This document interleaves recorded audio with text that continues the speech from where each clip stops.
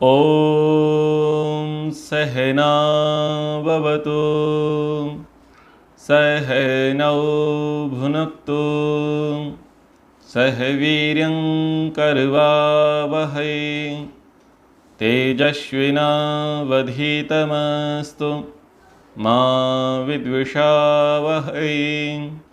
ओम शांति शांति शांति। महाभारत उपदेश श्रृंखला में सभा पर्व का अध्ययन चल रहा है और सभा पर्व के अंतर्गत द्यूत क्रीड़ा यानी जुए के प्रसंग को हम देख रहे हैं कि क्या धर्मराज युधिष्ठिर ने जुआ खेला। जुए से होने वाली हानियों पर हम चर्चा कर रहे हैं। तो उस प्रसंग को हम पढ़ रहे हैं आरंभ से। पिछली कक्षा में हमने पढ़ा कि धृतराष्ट्र से दुर्योधन अनुनय विनय करता है, हठ करता है, परीक्षा करता है कि अब सीधी लड़ाई तो पांडवों के साथ नहीं हो सकती, हम जुए का आश्रय लेकर के ही उनकी संपत्ति को हड़प लेवें। दुर्योधन के इस विचार से धृतराष्ट्र संतुष्ट न थे, परंतु दुर्योधन ने मरने की धमकी दे दी, आत्महत्या करने की बातें कहीं, यानी इमोशनल अत्याचार अपने पिता पर किया। मोह के वशीभूत होकर के धृतराष्ट्र ने अपने पुत्र की बात मान ली और 100 द्वारों वाला, हजारों खम्भों वाला एक विशाल जुए का उसने महल बनवाया। और जब उस महल का निर्माण हुआ तो विदुर को पता चला और विदुर ने आकर के जुए की निंदा की और धृतराष्ट्र को उलाहना भी दी। धृतराष्ट्र को बात समझ में आई कि जुआ नहीं खेलना है, जुए से लड़ाई बखेड़ा होगा। तो अब वो अपने पुत्र को समझाने का प्रयास करते हैं और कहते हैं कि विदुर जी हमारे मंत्री हैं, हमारे शुभ चिंतक हैं, वो जो कुछ भी कहते हैं वो हमारे हित के लिए ही कहते हैं। इसलिए जुए में वैर विरोध की संभावना है और इस संभावना को हम अनदेखा नहीं कर सकते। भेदे विनाशो राज्यस्य तत्पुत्र परिवर्जय पित्रा मात्रा च पुत्रस्य यद वै कार्यम परम स्मृतम। धृतराष्ट्र कहते हैं कि वैर विरोध होने के कारण से, जुए के कारण राज्यों का नाश हो जाता है। अतः पुत्र तू जुए का आग्रह छोड़ दे। माता पिता को चाहिए कि वे पुत्रों को उत्तम कर्तव्य की शिक्षा दें। इसको मैंने अपना धर्म मान करके तुझसे कहा। दुर्योधन, तुम ज्येष्ठ रानी के ज्येष्ठ पुत्र हो और पांडवों से तुम व्यर्थ में द्वेष मत करो। जो पांडवों के मित्र हैं वो तुम्हारे भी मित्र हैं। जो पांडवों की उन्नति है उसको तुम अपनी उन्नति मानो और उनकी लक्ष्मी से तुम किसी प्रकार से द्वेष मत करो। और फिर कुछ नीतिगत बातें महाराज धृतराष्ट्र अपने पुत्रों को कहते हैं। अनार्या चरितम तात परस्व प्रहरणम भृशम स्वसंतुष्टः स्वधर्मस्थो यह सा वै सुखम एधते अव्यापारः परार्थेषु नित्ययोगः स्वकर्मसु रक्षणम समुपातानाम एतद् वैभव लक्षणम। धृतराष्ट्र कहते हैं कि दूसरे के धन की स्पृहा यानी इच्छा रखना अत्यंत नीच पुरुषों का काम है। यानी अत्यंत नीच पुरुष किसे कहा है? अनार्यम चरितम। आर्य लोग दूसरे के धन की इच्छा नहीं रखते। जो अनार्य लोग होते हैं वो दूसरे के धन की इच्छा रखते हैं। तो वहाँ पर इसे अनार्य यानी नीच पुरुषों का कार्य कहा। और जो अपने ही धन में संतुष्ट तथा अपने धर्म में स्थित रहता है वही व्यक्ति सुखम एधते, सुख को प्राप्त करता है। तो सुख का इन्होंने एक सिद्धांत दे दिया। मनुष्य को चाहिए कि वह दूसरे के धन पर डाह न रखे, स्पृहा न रखे। जो छल कपट से येन केन प्रकार दूसरे के धन को, संपत्ति को, साधन को हरने की इच्छा करे छल के माध्यम से, ऐसे व्यक्ति नीच पुरुष होते हैं। और ऐसे नीच पुरुषों के लिए राजदंड भी निर्धारित है। महर्षि मनु जी ने ऐसे लोगों के लिए देश निकाला लिखा है कि जो तस्कर हैं, दस्यु हैं, चोर हैं, दूसरे की धन संपत्ति को लूटने का कार्य करते हैं, ऐसे लोगों की संपत्ति को नीलाम या कुर्क करके अपने राज्य में मिला करके या तो उनको आजीवन कारावास देवें अथवा उनको देश से बाहर कर देवें। अब बताओ, जब राजा ही चोर हो जाए तो फिर कौन किसे दंड दे? ये विडंबना है। मनु ने तो बड़ा विधान बनाया है, लेकिन जो राजा हो और राजा का बेटा ही अगर उस प्रकार का चोर निकले तो उस राज्य को कौन बचा सकेगा? उस प्रजा की रक्षा कौन कर सकेगा? बहुत सारे अवगुण, बहुत सारे दोष उस दौर में कौरवों के अंदर व्याप्त हो चुके थे। पांडव भी उनसे अछूते ना रहे, इसीलिए तो महाभारत युद्ध हुआ, क्योंकि बहुत बड़ा बिगाड़ होने की संभावना थी। तो उन्होंने विचार किया कि क्यों ना फिर निपटा दिए जाएं, ताकि कुछ समय तो शांति बच जाए। पर युद्ध कभी किसी समस्या का समाधान नहीं होता। आरंभ में लगता है कि ऐसा कर दो तो बहुत कुछ मामले ठीक हो जाए। अभी जिस प्रकार से हम सोशल मीडिया पर यूट्यूब और फेसबुक और इंस्टा के माध्यम से कुछ वीडियोस देख रहे हैं और भारत में रह रहे मुसलमानों का पाकिस्तानी प्रेम देख रहे हैं, जो बड़ी प्रसन्नता होती है जिनको कि लोग मारे गए, हिंदू मारे गए, उनको बड़ी प्रसन्नता होती है। तो उनको देख करके लगता तो है कि एक बार पाकिस्तान को ठोक दिया जाए, ताकि इनके कलेजे को ठंडक मिल जाए अच्छी प्रकार की, हमको भी आत्मसंतुष्टि हो जाए, और ये जो उपद्रवी हैं, रक्त बीज हैं, इनकी भी थोड़ी बहुत ठुकाई हो जाए। पर ये जो है अल्पकालीन उपचार मात्र है, ये लॉन्ग टर्म नहीं है। इससे केवल 1, 2, 3, 4, 5 वर्ष ही शांति रह सकती है, उससे अधिक नहीं हो सकती। ये रक्त बीज हैं, ये फिर पैदा होंगे, फिर आगे बढ़ेंगे, लेकिन इसका अर्थ ये नहीं है कि इनकी ठुकाई ना करें। अनुसरण तो आचार्य चाणक्य का ही करना चाहिए कि जड़ में मट्ठा डाल दो। जब तक इनकी जड़ें नहीं खोदी जाएंगी तब तक ये रक्त बीज पनपते रहेंगे। तो कुछ कार्य, कुछ नीतियाँ, कुछ पुरुषार्थ सब सनातनियों को और राजाओं को मिलकर के ऐसा करना चाहिए कि स्थायी समाधान इस समस्या का मिले। तो दूसरे के धन की स्पृहा, दूसरे के धन को लेने का जो भाव है, वो नीच पुरुषों का कार्य होता है। और ये नीच पुरुष किसी दूसरे ग्रह से नहीं आते। कुछ लोग अकर्मण्य, करना धरना कुछ नहीं है, मनोरथ बड़े बड़े हैं, ऐसे लोग दूसरे के धन पर डांका डालते हैं।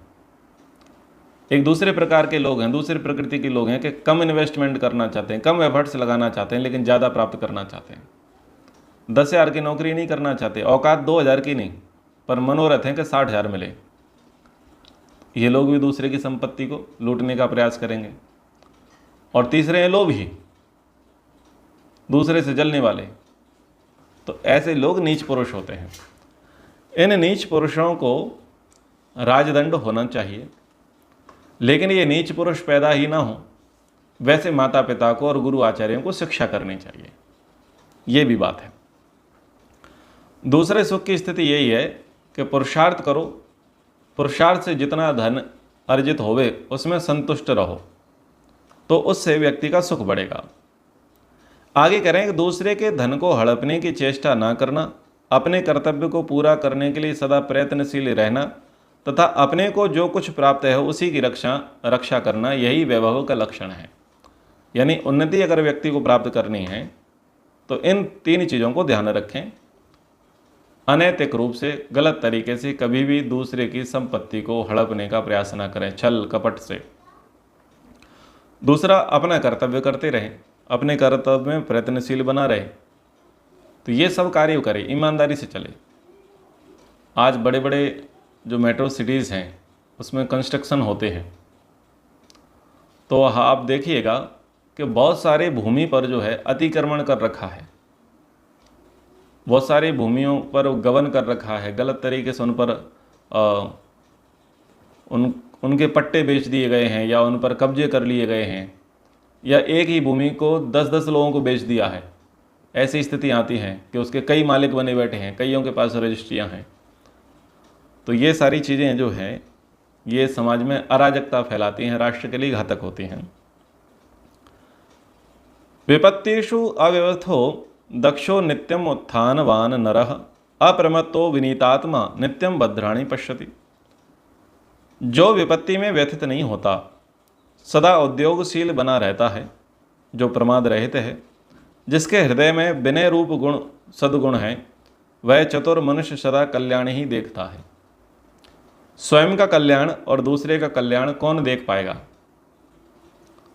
जो आपातकाल में, विपत्ति काल में अधीर नहीं होता, व्यथित नहीं होता, विचलित नहीं होता, जो सदा प्रयत्नशील है, उद्योगशील है, पुरुषार्थी है, मेहनती है, जो लक्ष्य को प्राप्त करने में आलस्य प्रमाद नहीं करता और जिसके हृदय में कठोरता नहीं है, विनम्रता है, ऐसे व्यक्ति सदैव कल्याण को प्राप्त करते हैं और ऐसे ही लोगों के द्वारा अन्यों का कल्याण भी होता है। तो इस प्रकार की समझाइश पिता के द्वारा पुत्र के लिए हुई।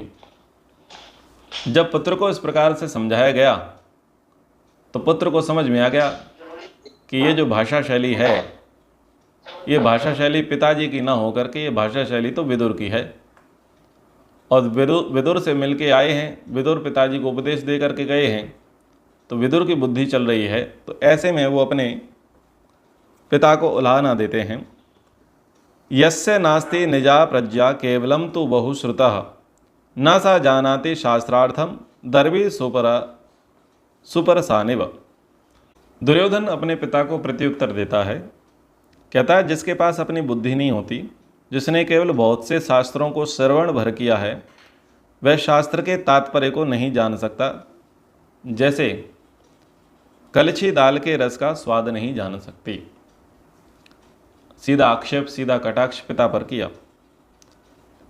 जिसके पास अपनी बुद्धि नहीं है, यानी अब आप अपनी बुद्धि से थोड़ी चल रहे हो, आप तो विदुर की बुद्धि से चल रहे हो। आपने बहुत सारे शास्त्रों को पढ़ तो रखा है, परंतु शास्त्र ज्ञान है नहीं। बोले वैसे ही आपको ज्ञान नहीं है जैसे दाल बनाई हुई है और दाल में कलछी डाली जाती है, चम्मच डाली जाती है, तो चम्मच को उस दाल का रस थोड़ी पता है दाल कैसी है। ये तो चम्मच के माध्यम से जो निकाल करके देखता है उसे पता होता है, तो साधन को पता नहीं होता। ऐसे ही आपने केवल शास्त्र पढ़ लिए मात्र हैं, पर आपको शास्त्र का रहस्य तो कुछ पता है नहीं। तो कठोर वचन पिता के प्रति कहा। एक नाव में बंधी हुई दूसरी नाव के समान आप विदुर जी की बुद्धि से बंधे हो, आश्रित हो। आप जानते हुए भी मुझे मोह में क्यों डालते हो, यानी इस प्रकार की बुद्धि मेरे लिए क्यों दे रहे हो।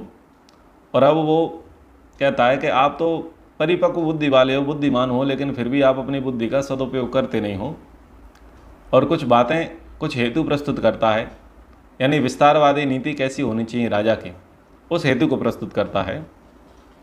क्षत्रिय से महाराज जये वृत्ति समाहिता सावे धर्मस्तु अधर्मो व स्वय वृत्तो का परीक्षण। बोले क्षत्रिय की वृत्ति है सदा विजय में लगे रहना। क्षत्रिय का काम है विजय को प्राप्त करना। अब विजय कैसे हो, धर्म से हो या धर्म से हो, डजेंट मैटर, लेकिन विजय होनी चाहिए। इसकी परीक्षा करने की आवश्यकता नहीं है। ये सम्मति किसकी है? दुर्योधन की सम्मति है। बोले विजय चाहिए कैसे भी मिले। आगे कुछ कहता है वो, प्रछन्नो व प्रकाशी व योगो यो अरिम प्रवाधते तद्वै शस्त्रम शस्त्रविदाम न शस्त्रम छेदनम स्मृतम। गुप्त या प्रकट जो भी उपाय शत्रु को विपत्ति में डाल दे वही शस्त्रज्ञ पुरुषों का शस्त्र है। केवल काटने वाले शस्त्र को ही शस्त्र नहीं कहते।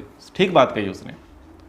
या तो कुछ गुप्त योजना हो या कुछ प्रकट योजना हो, और उन्हीं के माध्यम से अगर आप शत्रु को विपत्ति में डाल दो तो वास्तविक शस्त्र आपका वही है। केवल वो शस्त्र नहीं है जिससे काटा जाए। भाई ऐसा मारो कि मर भी जाए और निशान भी ना मिले, ऐसा काटना चाहिए। तो ये जो वर्तमान में 2 घटना घटी हैं कि नदी का पानी रोक दिया है और उनसे कह दिया कि भाई जाओ 48 घंटे में अपने देश वापस लौटो, तो बहुत सारे जो है पाकिस्तान के जो नाजायज़ औलादें हैं जो भारत में थीं उनका पता चलने लग गया है। नहीं तो किसी दूसरे माध्यम से कभी ना पता चलता, ना जातीय जनगणना से होता, ना वोटर लिस्ट की जांच से होता, किसी भी प्रकार से नहीं होता। दिल्ली में एक वैश्य वर्ग का बंदा था, उसका मकान नंबर 163 था। मकान नंबर 163 पे 60 लोगों का वोटर आईडी था और वो 60 के 60 लोग केजरीवाल के रिश्तेदार, यानी सारे के सारे मुसलमान, और रहने वाला सवर्ण जाति का, मकान सवर्ण जाति का, मकान नंबर 163, लेकिन उसके नाम पर फर्जी 60 लोगों का एड्रेस था और वो सब के सब केजरीवाल की देन थी। ये भी बात अभी एक्सपोज हुई है।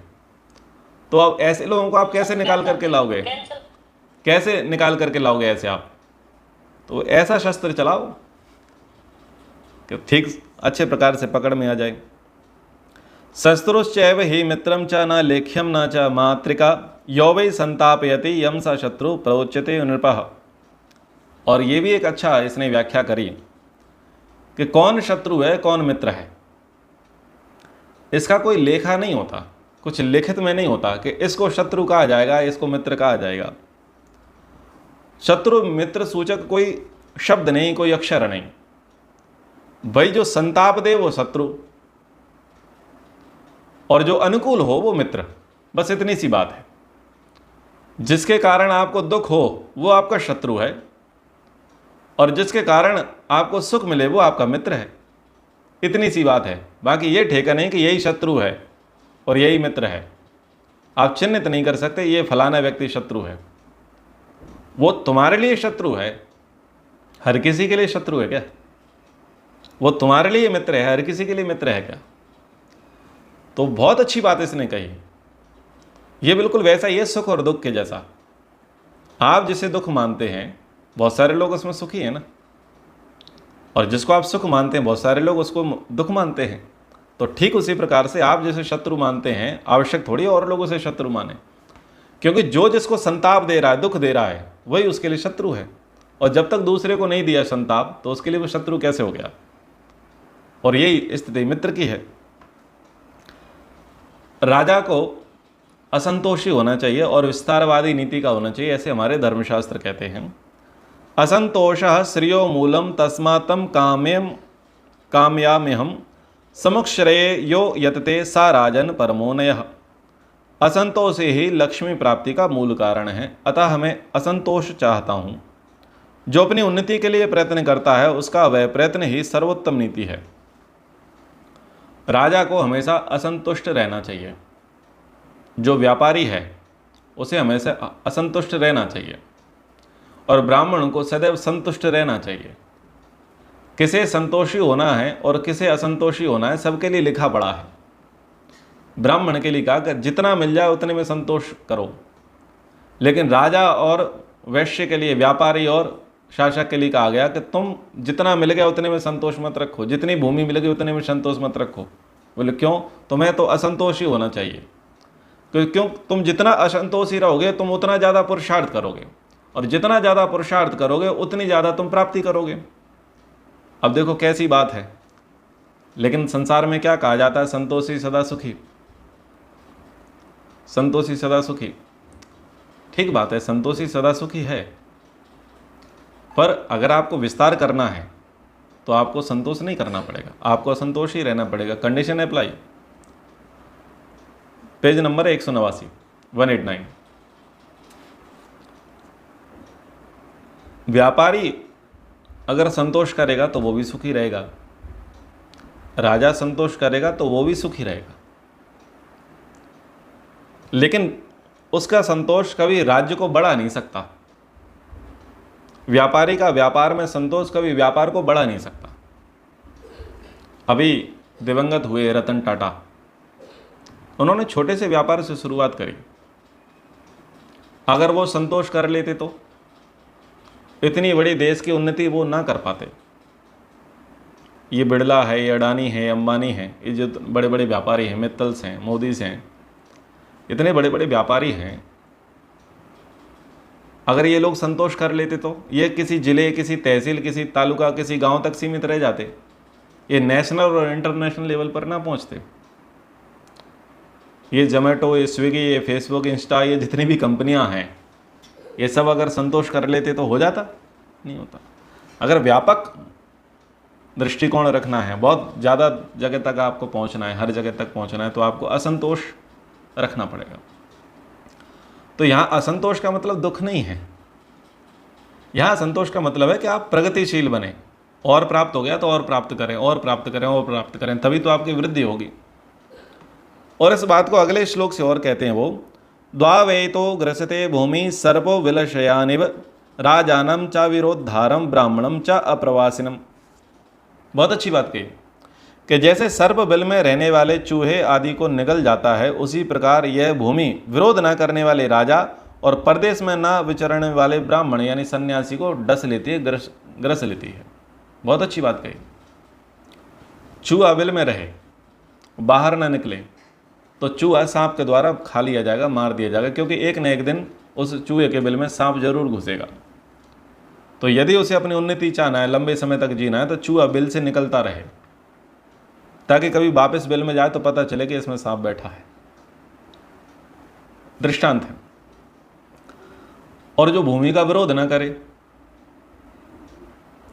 भूमि का विरोध अगर राजा ना करे तो राजा नष्ट हो जाएगा, राज्य नष्ट हो जाएगा। हमारे जो पूर्वज राजा हुए वो जरूरत से ज़्यादा संतोषी थे। क्यों संतोषी थे? क्योंकि कम पुरुषार्थ में उन्हें बहुत ज़्यादा प्रॉपर्टी मिल गई थी, और बहुत ज़्यादा प्रॉपर्टी मिलने के कारण वो बड़े उदारवादी और सेक्युलर हो गए थे।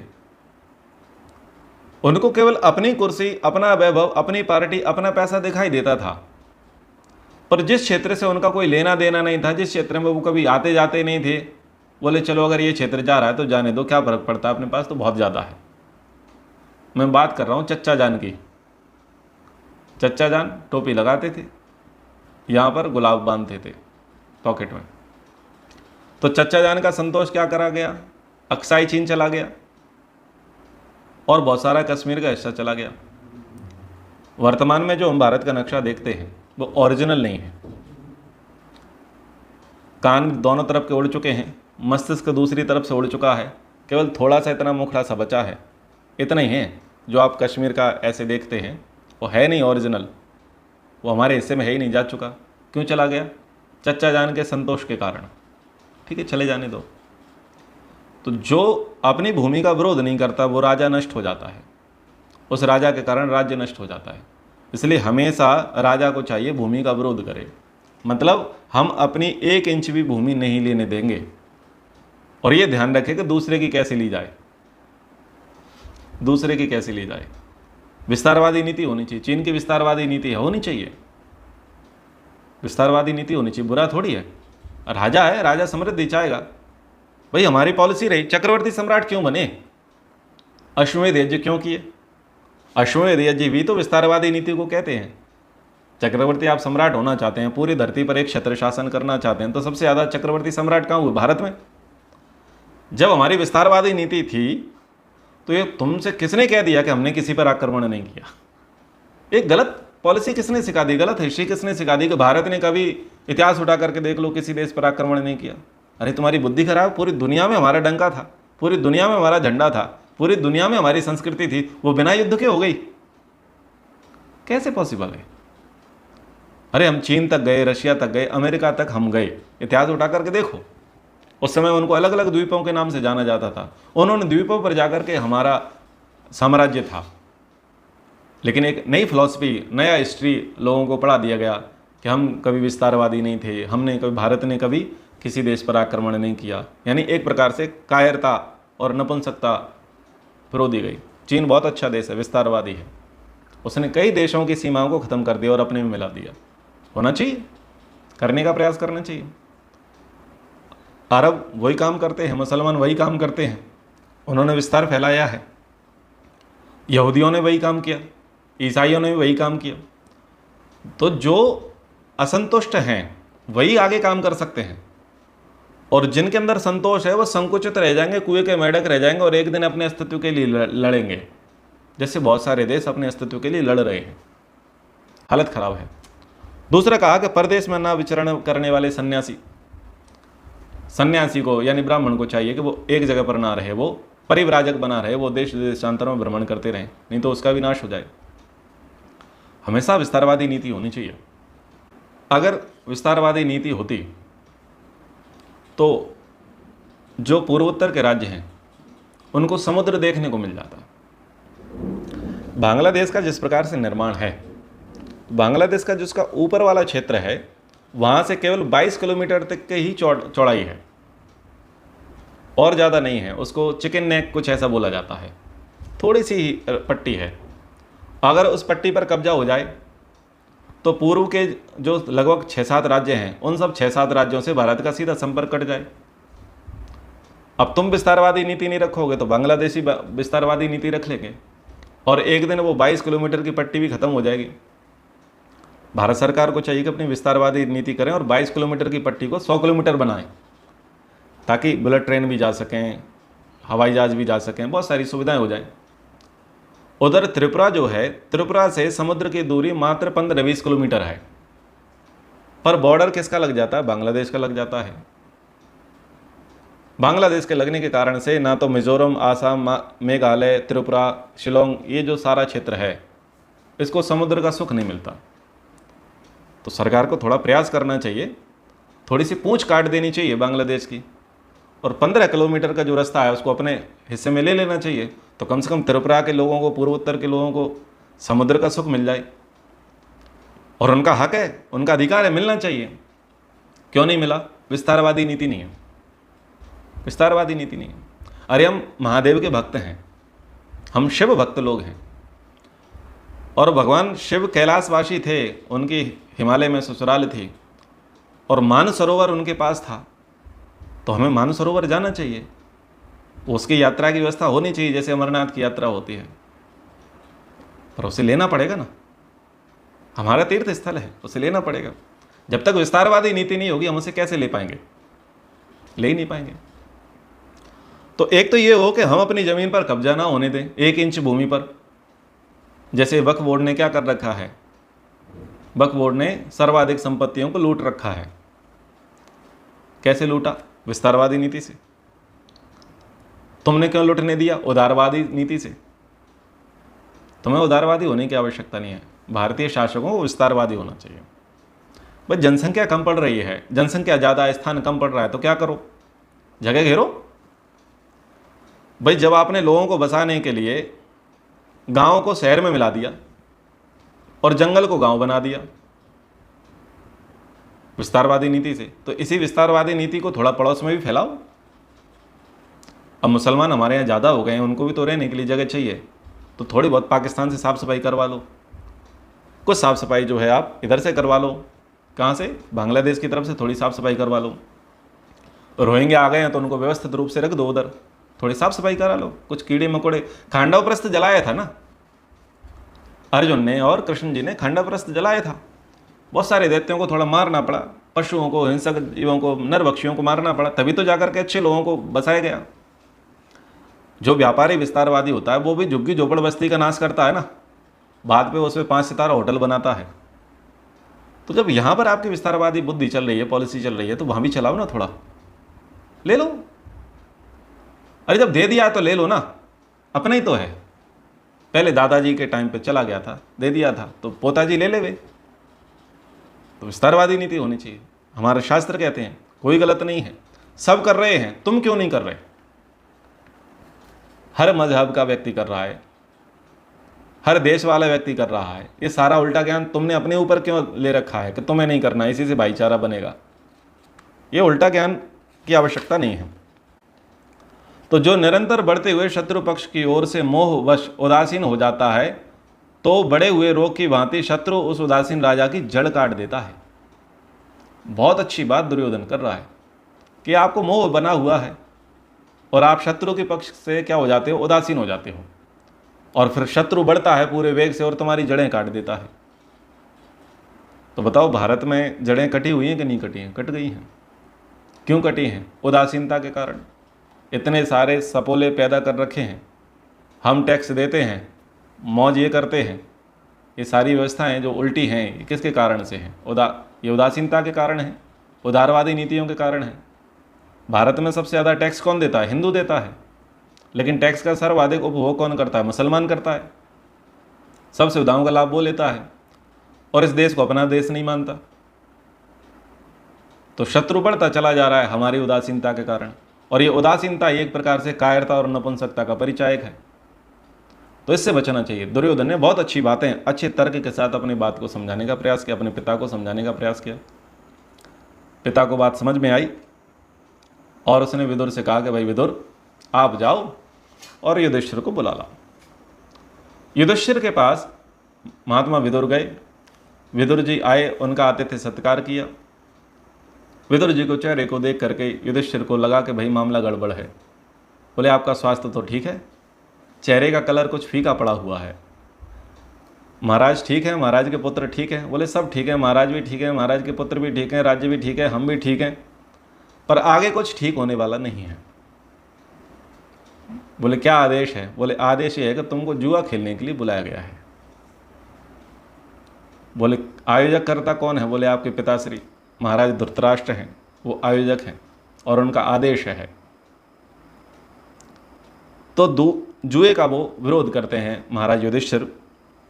द्यूते क्षत्तः कलहो विद्यते नः, को वै द्यूतम रोचेत बुद्धिमानः, किंबा भवान मन्यते युक्त रूपम भवद्वाक्ये सर्व एव स्थिता स्मः।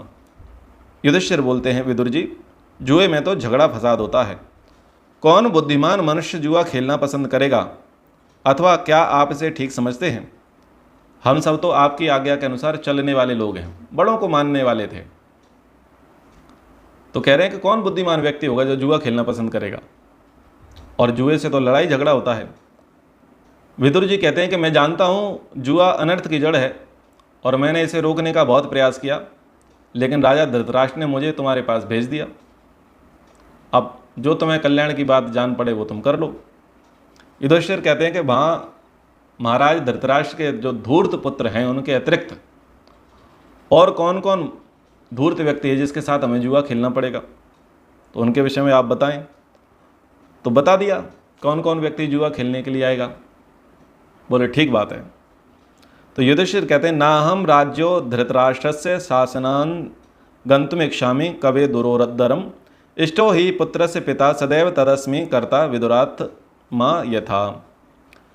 वो कहते हैं हे विदुर जी, मैं राजा धृतराष्ट्र की आज्ञा से जुए में अवश्य चलना चाहता हूँ। पुत्र को पिता सदैव मान्य हैं, अतः आपने मुझे जैसा आदेश दिया है मैं वैसा ही करूँगा। धृतराष्ट्र की आज्ञा से युधिष्ठिर जुआ खेलने गए। युधिष्ठिर खुद जुआरी नहीं थे। और न चाकामः शकुनिना देविताहम न चेन्मा जिष्णुराह्वयिता सभायाम, आहुतो हयम न निवर्ते कदाचित तदा हितम शाश्वतम वै व्रतम में। मेरे मन में जुआ खेलने की इच्छा नहीं है। यदि मुझे विजयशील राजा धृतराष्ट्र सभा में ना बुलाते तो मैं शकुन से भी कभी जुआ नहीं खेलता, परंतु बुलाने पर मैं कभी पीछे नहीं हटूंगा। यह मेरे सदा का नियम है। अगर महाराज धृतराष्ट्र का आदेश है, उन्होंने बुलाया है, तो मैंने कभी उनको मना नहीं किया। ये मेरा सदा का नियम है। लेकिन मेरा मन कभी जुए में नहीं है, मैं कभी जुआ नहीं खेलता। वो कह रहे हैं मेरी कोई इच्छा नहीं है, और शकुनी अगर बुलाता तब भी मैं जुआ ना खेलता, पर चूंकि महाराज धृतराष्ट्र ने बुलाया है इसलिए मैं जाऊंगा। ये प्रमाण उनके लिए है जो ये मानते हैं कि धर्मराज युधिष्ठिर जुआरी हैं। भाई धर्मराज युधिष्ठिर जुआरी नहीं है, वो तो धर्मराज ही हैं। और माता पिता की बात मानना भी वो अपना धर्म मान करके चलते हैं। अपने पिता से ज्येष्ठ और श्रेष्ठ वो धृतराष्ट्र को मानते रहे।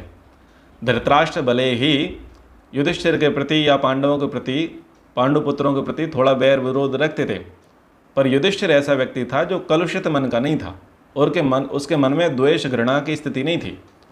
वो तो इतना सरल स्वच्छ, या जिसे कहें कि गौ सीधा व्यक्ति था कि वो दुर्योधन को भी ज़्यादा छली कपटी नहीं मानता था, उसके प्रति भी वो क्रोध नहीं करता था, और अपने भाई भीम को बोलता था कि भाई ठीक है झगड़ा मत करो, अपने भाई है। इतने शांत और उदार दिल के थे। हालांकि नीति ये कहती है कि हमेशा माता पिता गुरु आचार्यों की अच्छी बातों को ग्रहण करना चाहिए और बुरी बातों को छोड़ देना चाहिए। और ये चीज़ें हमें सदाचार से सीखने को मिलती हैं, इतिहास से सीखने को मिलती हैं। श्री रामचंद्र जी के जीवन काल में भी बातें आई कि वो माता पिता की बातों को माने।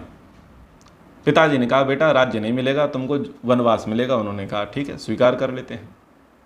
लेकिन जब वनवास गए तो वहाँ पर विवाह का प्रस्ताव आया, तो पिता को आदर्श मान करके कर लेते, भाई पिताजी ने 3 कर ली, हम 2 कर लेते हैं। पर उन्होंने कहा कि ना भाई, ये तो चीज़ें ठीक नहीं हैं, 2 विवाह ठीक नहीं, एक पत्नी के रहते दूसरी पत्नी लाना ठीक नहीं। तो उन्होंने उस बात को तो नहीं माना ना, लेकिन किस बात को माना? जो मानने योग्य थी। तो नीति यही कहती है, मानने योग्य बातों को मानना चाहिए। धृतराष्ट्र की बात युधिष्ठिर ने मानी, बस यही दोष है। हमेशा अच्छी बातों को मानना चाहिए, कोई भी हो, उसकी बुरी बातों को नहीं मानना चाहिए। पर युधिष्ठिर एक ऐसे व्यक्ति थे जो उसको बुरा नहीं मानते थे, बोले आप हमारे बड़े हो, आप जानो जो करना है। इतने डेवोटी समर्पित व्यक्ति थे, निश्चल व्यक्ति थे। वो पॉलिटिकल व्यक्ति नहीं थे, नीति के व्यक्ति नहीं थे। नीति के व्यक्ति अर्जुन थे, नीति के व्यक्ति कृष्ण थे, नीति के व्यक्ति विदुर थे। पर चूंकि उन्होंने अपने पिता का तो मुख देखा नहीं था, उन्होंने मुख किसका देखा? धृतराष्ट्र का देखा। तो उनके प्रति स्नेह था, प्रेम था, भक्त था वो, एक प्रकार से उनको गुरु के जैसा मानता था। अब ये गुरु द्रोह करे तो ये गुरु की समस्या है, पिता द्रोह करे पिता की समस्या है, राजा द्रोह करे राजा की समस्या है कि एक निश्चल व्यक्ति के साथ छल करते हैं। लेकिन इसका भी एक बहुत बड़ा लाभ ये देखने को मिलेगा कि पूरे महाभारत में धृतराष्ट्र केवल एक ही व्यक्ति से डरते हैं और उसका नाम युधिष्ठिर है। धृतराष्ट्र कृष्ण से नहीं डरते, भीष्म से नहीं डरते, विदुर से नहीं डरते, द्रोणाचार्य से नहीं डरते, कृपाचार्य से, कर्ण से, किसी से नहीं डरते। डरते केवल किससे हैं? युधिष्ठिर से। और इतना डरते हैं कि अगला सो नहीं पाया है। जब शांति दूत का प्रसंग चलता है, इनका वनवास हो जाता है और संजय इनके पास से लौट करके आता है, तो वहाँ सो नहीं पाता है।